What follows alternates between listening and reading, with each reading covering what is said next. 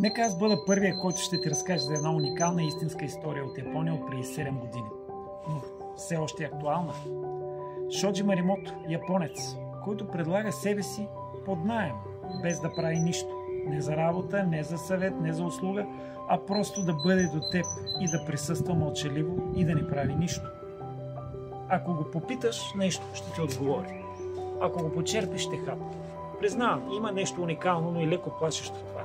Тиха подкрепа, човешко присъствие в един забързан свят.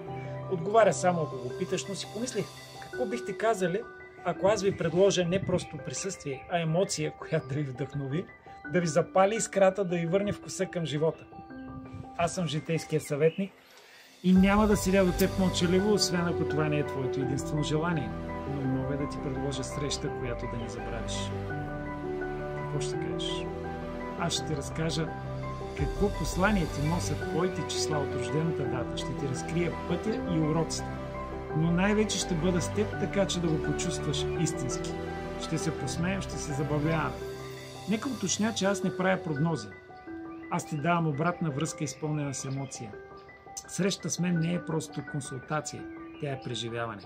Така както го усещат хората, с които вървим заедно в планинските пътеки всяка седмица.